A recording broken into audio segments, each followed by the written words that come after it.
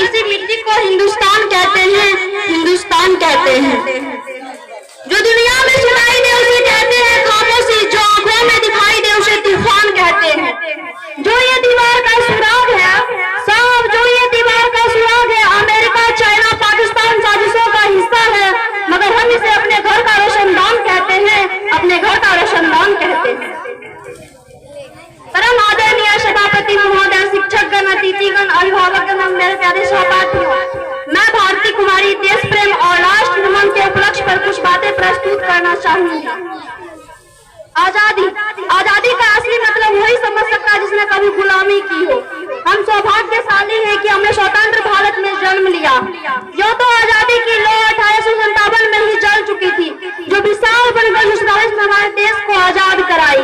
प्राचीन, मध्यकालीन, वर्तमान भारत के उदाहरणों से स्पष्ट करना चाहूंगी कि जब फिरंगी के फेरों में फंस जाया करते थे तो रंगदे बसंती चोला की एक आवाज पर टोले के टोले उमड़ आते थे और उनके वंदे मातरम की नारों से खून में आने वाला 5-5 डिग्री का तूफान अंग्रेजी शासकों के जड़ों में तूफान ला देता था। लोग लड़ जाते थे, मिट जाते थे, फांसी चढ़ जाते थे, तो भी वो अपनी देशभक्ति स्थापित कर रहे होते थे, क्योंकि ये उस दौर की कसौटी थी। उसके बाद 62, 65, 71 के युद्धों में सुहाग गवा देने वाली औरत जब घर के हालात ये हो जाया करते, प्यार भी भरपूर गया, मांग का सिंदूर गया, नन्हे नोनी हालों की लंगूटियां चली गई, छोटी छोटी बेटियां की चोटियां चली गई, बाप की कमाई गई, भाई की पढ़ाई गई, ऐसा एक विस्फोट हुआ पता ही चला पूरे जिस्म की कई बोटियां चली गई है। आपके लिए तो एक आदमी मरा है साहब, किंतु मेरे घर की तो रोटियां चली गई है। बाले हालात पैदा हो जाने के बावजूद भी एक माँ अपने बेटे को सरहद पर दुश्मनों की धज्जियां उड़ाने के लिए भेज देती थी और पत्र लिखाकर ये भेजा करती, अम्मा ने खत लिखा है बड़े ही चाव से, पुत्र मेरे घबरा न जाना, 1 इंच भी पीछे न हटना, चाहे इंच इंच पर जाना। इस प्रकार पूरे परिवार अपना देशभक्ति साबित कर रहा होता था। तब देश लड़ जाने को कहता था, तब देश मिट जाने को, फांसी चढ़ जाने को कहता था, किंतु आज देश लड़ जाने को, मिट जाने को, फांसी चढ़ जाने को नहीं। अगर कोई व्यक्ति अपना काम पूरी ईमानदारी, पूरी मेहनत, पूरी लगन से करे ना, तो वही सबसे बड़ा देशभक्त है। मैं नहीं मानती कि फेसबुक और व्हाट्सएप की डीपी को 3 रंग में रंगना ही देशभक्ति है। यदि आप कहेंगे कि साल में 2 बार तिरंगा ले लेना देशभक्ति है, तो मैं पूछना चाहूंगी, फुटपाथ पे रहने वाला वो बच्चा ट्रैफिक के छाव में नंगे पांव में तिरंगा बेच रहा होता है, तो क्या इसे आप उसकी देशभक्ति कहेंगे? नहीं, ये उसकी देशभक्ति नहीं, उसकी पेट की शक्ति है जो उसे ऐसा कहने पर मजबूर करती है। क्योंकि ना मस्जिद को जानते हैं ना शिवालों को जानते हैं, क्योंकि ना मस्जिद को जानते हैं ना शिवालों को जानते हैं, जो पेट के भूखे होते हैं ना साहब, वो सिर्फ भोजन के निवालों को जानते हैं। अपने परिवार, अपने समाज, अपने देश के प्रति समर्पण का भाव ही देशभक्ति है और देशद्रोही के जीवन में आने वाला तूफान है हमारी सच्ची देशभक्ति, ताकि हर देशद्रोही समझ सके, अगर तू परिंदा है तो ये आसमान तेरा, अगर तू दरिंदा है तो ये शमशान तेरा, भाईचारे से रहना है तेरा इस जमीन पर, नहीं तो ये कब्र भी तेरी और ये कब्रिस्तान भी तेरा। परंतु एक देशद्रोही से देशभक्ति तब आहत होती है जब एक बेटे अपने बूढ़े माँ बाप को वृद्धाश्रम की चौखट पर छोड़ आता है।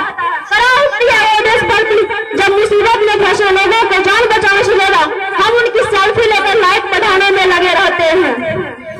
आज के इस दौर के वे युवा जिनके ऊपर जिम्मेदारी है अपनी देश, अपने राष्ट्र की आकांक्षाओं को बांध रखने की, अब वे युवा 4x4 इंच की छोटी सी स्क्रीन पर अपनी कोमल उंगलियों के घर्षण मात्र से अपनी भावनाओं का इमोजी भेज रहे होते हैं। 4 बोतल वोट का काम मेरा रोज का भारत का भविष्य तबाह करके रखा है।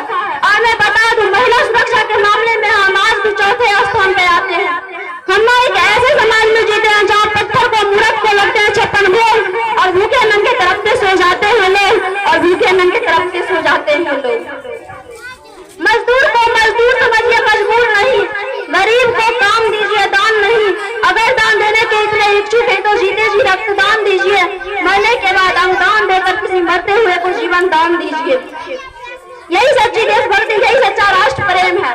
ना सरकार मेरी है ना रब मेरा है, ना सरकार मेरी है ना रब मेरा है, बस इतनी सी बात का गुरूर है कि मैं भारत की हूँ और यह भारत मेरा है। परंतु एक विचारिक बीमारी हमारे समाज में मुझे नजर आती है। कहा जाता है कि हम दुनिया के सबसे बड़े लोकतंत्र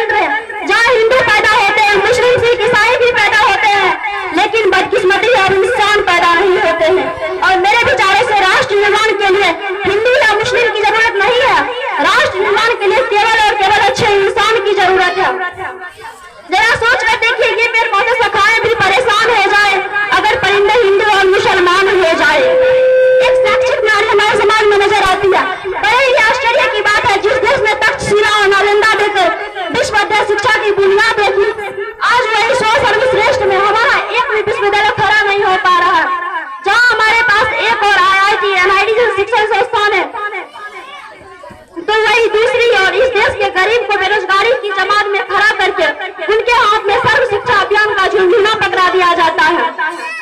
इस शैक्षिक न्याय का केवल एक कारण है, वो है हमारा अंधविश्वास।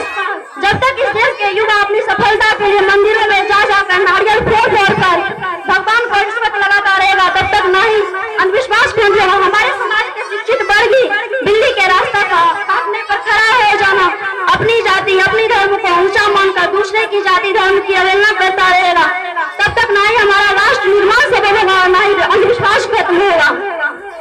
हमारा राष्ट्र निर्माण तब संभव होगा जब इस देश में महिलाओं की पूजा नहीं उनकी इज्जत की जाएगी।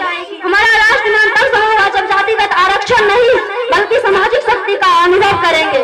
हमारा राष्ट्र निर्माण तब संभव होगा जब स्वच्छता अभियान केवल सरकार के लिए नहीं बल्कि सड़क पर चलने वाला हर व्यक्ति हाथ बढ़ाएगा, स्वच्छ भारत को दिल से अपनाएगा। असल मायने में हमारा राष्ट्र निर्माण तब संभव होगा जब एक बच्चा मध्याह्न भोजन के लिए नहीं बल्कि ज्ञान अर्जन के लिए सरकारी स्कूल की चौखट पर कदम रखेगा। हमारा राष्ट्र निर्माण तब तक संभव नहीं होगा जब तक एक नागरिक नैतिक रूप से सटीक, चारित्रिक रूप से भ्रष्ट, मानसिक रूप से दिवालिया, धार्मिक रूप से अंधा, राजनीतिक रूप से गंदा, स्वैच्छिक मान मूल्यों के आंकड़ों में जिन्न शिन्नता बंदमय अखंड भारत को खंड खंड करता रहेगा, तब तक नहीं हमारा अंधविश्वास खत्म होगा, नहीं राष्ट्र निर्माण संभव होगा। बड़ी बड़ी बातें नहीं, छोटी छोटी कोशिशें करनी होती है, क्योंकि ठोकर हमें पहाड़ों से नहीं पत्थरों से लगा करती है। और मैं सैल्यूट करना चाहूंगी सरहद पर दिन रात रक्षा करने के लिए हर जवान को, इस देश के पुलिस को, प्रशासन को, किसान को और हर एक व्यक्ति को जो अपना काम पूरी ईमानदारी, पूरी मेहनत, पूरी लगन से करते हैं, जिसके बिना राष्ट्र निर्माण की कल्पना करना भी असंभव सा लगता है। आज इस मंच पर पूरी जिम्मेदारी के साथ मैं भारत की बेटी कहती हूँ कि हमारा राष्ट्र निर्माण तब संभव होगा जब हम सब मिलकर प्रयास करेंगे, क्योंकि ये हमारी देश की जिम्मेदारी नहीं आगे ले जाने की, हमारी जिम्मेदारी है आगे ले जाने की अपने देश को, अपने वतन को। तो मैं अंत में